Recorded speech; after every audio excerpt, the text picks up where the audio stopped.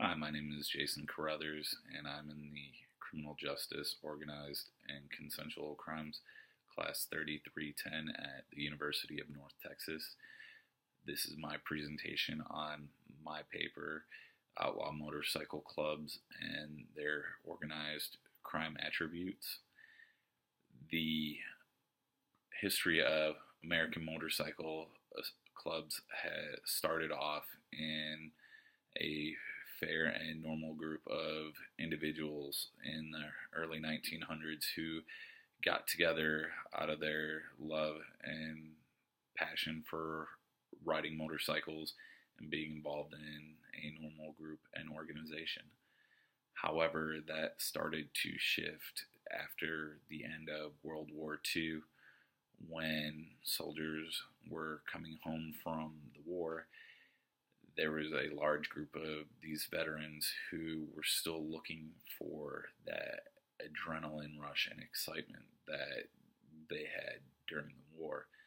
And when they had returned home, they weren't able to really assimilate into the normal American lifestyle. That wasn't what they wanted to do. So some of these veterans started to look to other ways to find the same camaraderie and brotherhood and excitement that they had experienced during the war. And many of these veterans turned to American motorcycle clubs. And as these more aggressive individuals started to form clubs, one of these early clubs that was founded was the Pissed Off Bastards of Bloomington, founded in Southern California. This group of individuals, along with many other biker organizations, ascended onto Hollister, California over Independence Weekend in 1947 for a first festival where all these different motorcycle organizations gathered. Well, a lot of drinking and rowdiness was involved, and one of the OBs was involved in a fight and was detained for disorderly conduct. The rest of that motorcycle club decided to just tear up the town and cause a ruckus, which started to lead to the outlaw culture. And the term outlaw was actually was given to this organization by the sheriff of Riverside County in California after this event had taken place. These members relished the attention that they got, along with the term one percenter, which came from when the American Motorcycle Association was referring to these groups of troublemakers as the 1% of people who ride motorcycles, cause problems, and don't follow the rules. Well, this gave way to many films and movies, which led to larger organizations of outlaw motorcycle clubs that we have today, such as the Hells Angels, the Outlaws, the Pagans, and the Banditos. Those are the big four outlaw motorcycle clubs who operate throughout the United States and globally. They've expanded into other continents across the world. There are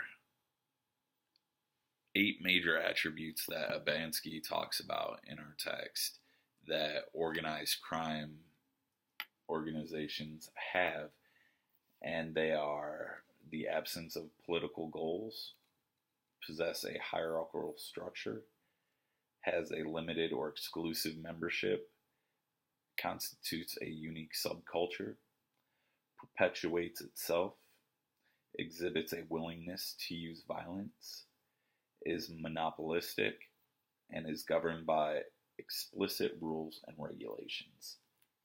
Outlaw motorcycle clubs possess all of these attributes of organized crime groups.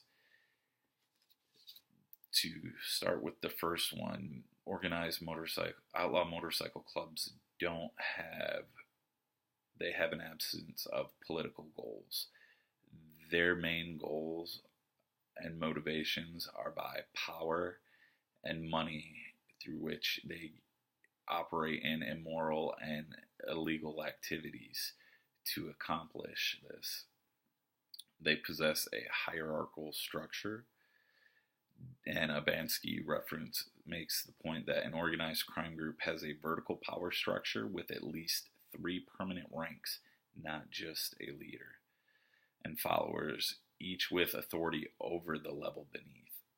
And outlaw motorcycle clubs have the same attribute and are set up in the exact same way. Their vertical structure starts with the president and is followed by the chapter enforcer, who then governs the treasurer, secretary, vice president, and sergeant at arms.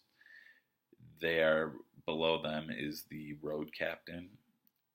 Below him is the club members. Below the club members are prospects, and below the prospects are the hang-arounds. They follow this structure religiously to ensure that order is maintained in their outlaw motorcycle clubs. All outlaw motorcycle clubs, just like any major organized crime group, have a limited and exclusive membership. In order to join the outlaw motorcycle clubs, you have to be nominated by a respected member of that club. And in order to be nominated by the member of that outlaw motorcycle club, you're generally going to have to possess a talent or skill that's going to be beneficial, whether you're a very good enforcer or you're good with selling drugs or making deals. You have to exhibit a benefit or exceptional trade to get nominated by the motorcycle club. They constitute a unique subculture. Members of organized crime groups view themselves very distinctly and view themselves as better or higher than the American public. And this is 100% true when it comes to outlaw motorcycle clubs. They take pride in their 1% patch that they wear on their colors, on their jackets, professing to the public that they are the 1% that is above everybody else. Organized crime groups must perpetuate themselves, and the outlaw motorcycle clubs do. Their goal is to constantly bring in younger members so that they can continue to grow the club once these other members are no longer able to be active. The sixth attribute is willingness to use violence. Outlaw motorcycle clubs use violence to accomplish every and all tasks. It is their preferred method of operation. The seventh attribute is monopolistic, which all outlaw motorcycle clubs do. They move into a specific geographic area and they take over. They exert their power and dominance through force, through gambling rings, prostitution, extortion.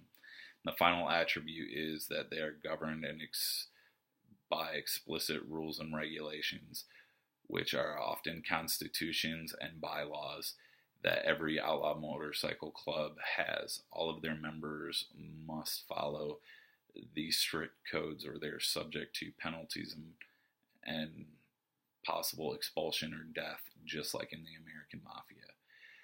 All of these attributes that organized crime groups have been adapted by the outlaw motorcycle clubs to ensure that they are actually groups of organized crime and not just people who enjoy to ride motorcycles. Thank you for listening to my presentation.